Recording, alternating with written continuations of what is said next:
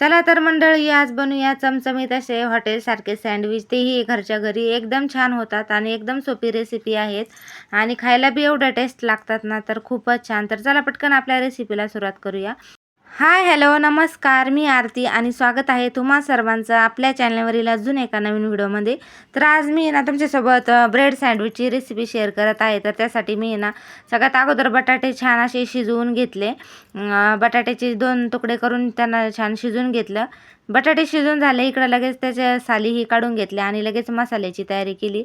आता मसाल्यामध्ये मी इथे आहे ना 4-5 हिरव्या मिरच्या घातल्या आणि 4-5 लसणाच्या कांडे घातल्या, लसूण घातला. त्यानंतर ना यामध्ये थोडेसे जिरे घातले आणि थोडीशी मोहरी घातली. आपल्याला सगळं आहे ना मसाल्यामध्येच मिक्स करून घ्यायचं आहे. तर जिरं मोहरी घातली की त्यानंतर ना आपल्याला इथं मी कोथिंबीर आणि कढीपत्ता घातलेला आहे. छान असा कोथिंबीर कढीपत्ताही आपल्याला यामध्येच घालून घ्यायचा आहे. तर बघू शकता कढीपत्ता मी ना वाळलेला घातलेला होता, कारण की खूप छान अशी चव लागते. त्यानंतर मीठ घालायचं आहे, थोडीशी हळद घालायची आहेत आणि हे सगळं मिश्रण आपल्याला मिक्सरला लावून बारीक करून घ्यायचं आहे. तर बघू शकता छान असं आपलं मिश्रण बारीक झालेलं आहे. तिकडं बटाटेही सोलून झाले आहेत. लगेच गॅसवर कढई ठेवायची.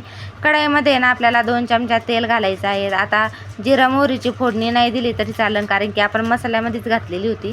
छान असं 1 ते 2 चमचा तेल घालायचं आहे आणि जे तेल गरम झालं ना, आपण जो मसाला बनवला होता ना तो यामध्ये टाकून ना एकदम मिक्स परतून घ्यायचा आहे. जोपर्यंत छान असा खरपूस भाजत नाही तोपर्यंत त्याला छान असं परतून घ्यायचं आहे. छान असं मिक्स झाल्याच्या नंतर जे आपण सोललेले बटाटे होते ना ते पण यामध्ये घालायचे आहेत आणि ना छान असे मॅश करून घ्यायचे आहे मॅशरने.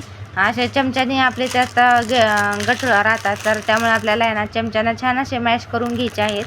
तर छान असे मॅश झाले ना, तर वरतून आपल्याला यामध्ये घालायचे आहेत खूप सारी कोथिंबीर.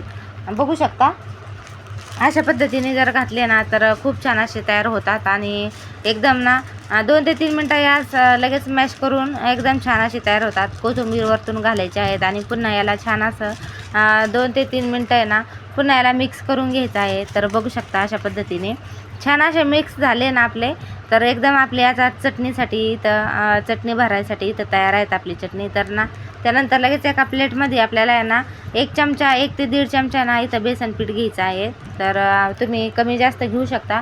त्यानंतर यामध्ये ना आपल्याला थोडीशी चिमूटभर हळद आणि थोडंसं अर्धा चमचा मीठ घालायचं आहे. याला याला आहे ना थोडंसं पाणी टाकून थोडं पाणी टाकून ना एकदम छान असं त्याला मिक्स करून घ्यायचं आहे. एकदम पातळ आपल्याला डोयाचा तयार करून घ्यायचा आहे. तर बघू शकता एकदम साधे सिंपल हे आहेत. थोडं पाणी घालायचं आहे, एकदम पाणी घालायचं नाही, नाहीतर मग पातळ बी होऊ शकतं. तर अशा पद्धतीने बघू शकता किती छान असं एकदम आपल्या सँडविच बनवण्यासाठी असं तयार आहेत. त्यानंतर ना मी इथं ब्रेड घेतलेले आहेत. तर इथे एकदम मी ना मीडियम साईजचे ब्रेड घेतलेले आहेत. यामध्ये मोठी साईज पण असते आणि छोटी पण असते, पण मी मीडियम साईजचे घेतलेले आहे.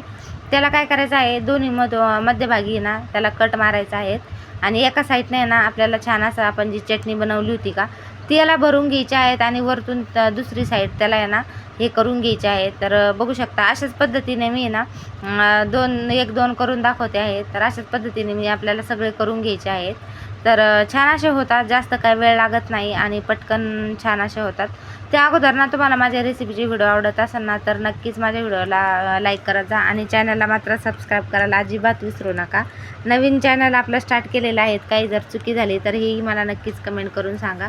छान असं आपलं आहे ना इथं ब्रेडमध्ये आपण चटणी भरलेली आहे आणि लगेच आपल्याला जे आपण मिश्रण तयार केलं होतं ना ज्याचं बेसन पिठाचं, त्यामध्ये आपल्याला डुबून ना लगेच इथं आपल्याला आहे ना गॅसवर कढई ठेवून त्यामध्ये तेल घालून त्यामध्ये टाकून घ्यायचं आहे. तर बघू शकता अशा पद्धतीने तुम्ही 1, 2, 3 किंवा 2, 3 टाकू शकता. इथं मी 2 टाकले होते, एकदम सहज तेलात भिजतात. छान असे ना दोन्ही साईडनं आपल्याला आलटी-पलटी करून ना एकदम कमी गॅसवर आपल्याला छान असे खरपूस खमंग असे भाजून घ्यायचे आहेत, तळून घ्यायचे आहेत. आणि बघू शकता तुम्ही एकदम कमी गॅसवर ना खूप छान असे तळल्या जातात. एकदम त्याचा कलरही चेंज होतो आणि छान असा कलर येतो आणि बघता क्षणी तोंडाला पाणी सुटणं असे असे छान असे होतात आपल्या इथं सँडविच तयार. तर बाहेरचं खाण्यापेक्षा बाहेरचं अनहेल्दी असतं, त्यामुळे ना थोडं खावा पण घरातलं बनवून खावा.